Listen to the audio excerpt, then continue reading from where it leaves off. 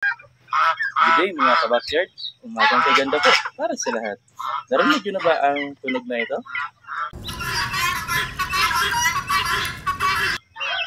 O ito. Yan po ay tunog ng isang guinea fowl o isang bingala. Lakayin natin ngayon kung ano yung pros and cons or mga advantage or disadvantage kung mag-aalaga kayo ng guinea fowl or bingala sa inyong mga farm. Kaalaman lang tungkol sa bingala. Ang bingala ay nanggaling sa bansang Africa.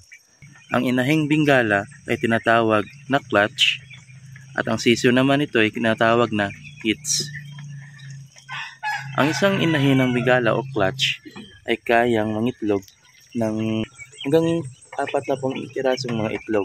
Kaya karaming mga itlog ang kayang ibigay sa iyo ng isang binggalang inahin. Hello mga kabakyard, tatalakayin natin ngayon kung ano yung mga pros and cons. Kung ano yung mga pros and cons, kung mga advantage at mga disadvantage ng pag-aalaga ng bingala. Yung unang ay natural pest control kasi nga yung mga bingala po natin ay kumakain ng mga insekto, mga uod, mga tutaklong. Kalawa is low maintenance.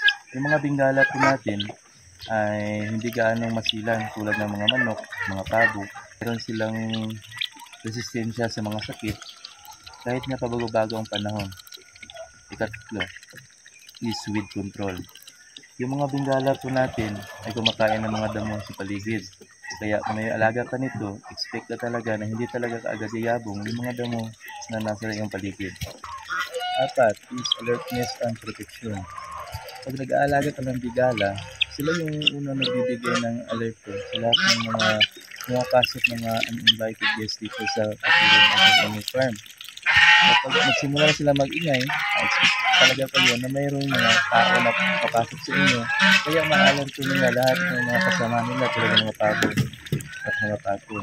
Ito naman ang disadvantage ito sa pag-alaga. Una is yung ingay. Kapag mayroon po kayong mga bingala ay napakaingay po talaga nila.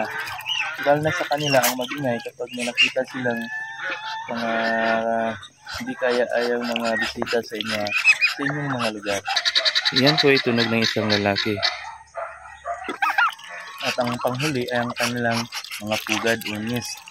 Ang mga bingala po natin, lalo na yung naka-free range, kahit saan po yan iitlog. Kaya kung mayroon kayong mga alagang mga bingala, masubuting subaybayan nyo kung saan sila iitlog. Kung nagustuhan mo ang video ito, paki-like at subscribe naman po mga kabakyard. Salamat! God bless! Bye-bye!